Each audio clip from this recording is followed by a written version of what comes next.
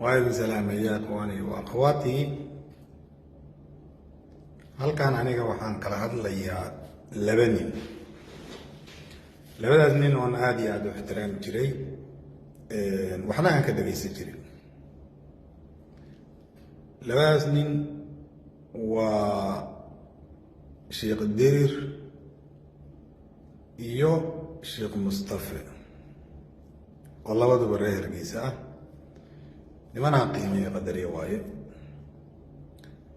laakiin labadaas nin runtii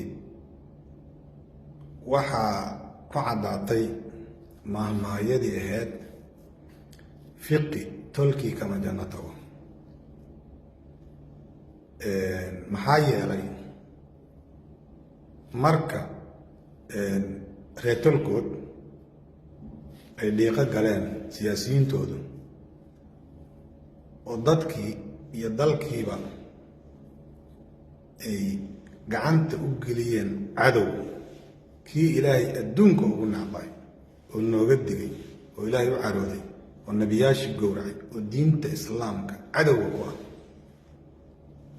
in ay ku daraan dadkii marna la orday ee cadowgii diinta islaamka cadowgii Soomaaliyeed dhaheen dalkanaga qayb qaata, inaysan ka hadlin oo dadkooda waanin oo aysan naarta iyo ciqaabta iyo carada ilaahay aysan uga digin.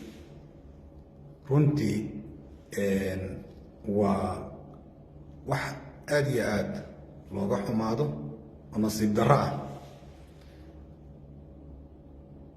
qur-aanku wuxuu leeyahay, ilaahay noogu sheegay, wa andir cashiirataka alaqrabiin.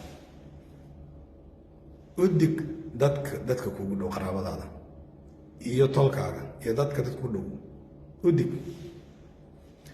berri maalinta qiyaamada waa laydin weydiinayaa waxa ay samaynayaan dadkiinu. meel aad uga baxsatana berri ma taalo ilaahay hortiisa. xujo ayaa maanta idinku ogan, adinkaana berri laydinkula xisaabtamaya. waana laga yaabaa inaad waxaad cadaab ku moodataan ay noqoto. annagu tolkiina siyaasiyiintiina qabyaalad iyo qabiil ugama soo horjeedno. na waa jecelnahay, waa dadkanagii oo si xun u fakeray. annagu waxaan leenahay oo diinta ilaahayna baraysaa, oo diintana noo sheegaysaa. ilaahay wuxuu yidhi wactasimuu bixabli illaahi jamiican walaa tafaraquu. waa diin adinkaa noo akhriyay, adinkaa idinka dhegaysan. waxa ay ku kacayaan oo xumaanta ay samaynayaan adinka ayaa idinka dhegaysanay oo idinka dhegaysan jirin oo noo fasiri jiray oo noo sharaxi jiray oo nagu waani jiray. laakiin marka ay dadkiina iyo qaraabadiina ay samaynayaan waad ka aamusteen. aamuskuna wuxuu ka mid yahay inaad raalli ka tihiin. waad xasuusantaan diinta aad noo akhri jirteen iyo waxaad sheegi jirteen nimankii ilaahay uu yuhuuddahay uu ka maaragtay ka mamnuucay inay sabtiga ugaarsadaan. waatii ay dhaheen khiyaanada ay sameeyeen, ay dhaheen badda aan meel god u dhow jeexano malaayigu ha ku soo aruuro, hadhowna berri aan ka aruursanno. oo ilaahay khiyaanada ay u sameeyeen. waatii ay saddex u kala baxeen. kuwii sameeyey kuwaa ka hor yimid oo yidhi war waxaan waa ilaahay waa naga mamnuucay, waa dembi aan joojino. maxaa yeelay maalintii laga mamnuuc keliya malaayigu bannaanka imaana, maalmihii kalena la arki maayo. kuwana way aamuseen.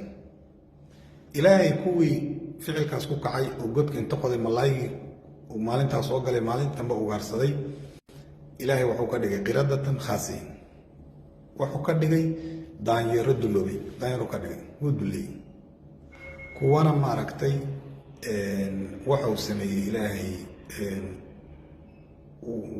kuwii ka hor yimid oo wadigana ilaahay waa badbaadiyey. kuwii aamusan ilaa hadda meel uguma sheego, ma la sheegin. waxaa laga yaabaa in la ciqaabay ama ilaahay uu ka aamusay, ilaahay baa carooday. ilaahay hadduu kaa caroodana uu ka aamusana waa ku dhammaatay.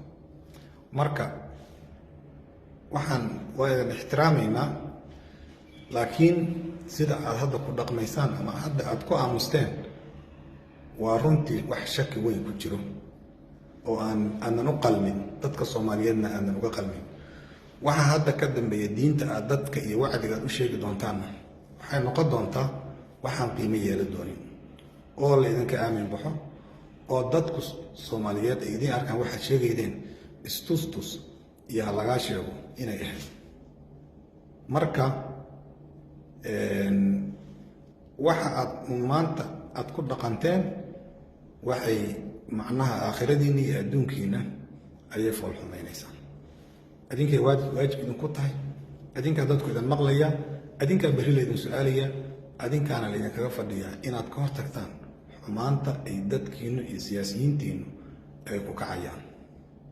waa idin salaamaya, waa iga talo, waan idin jecelnahay. waxaan rajaynayaa dadka wanaagga aad ku hanuunin jirteen inaad ka bilaabtaan oo ku hanuunidaan dadka dad idin xiga.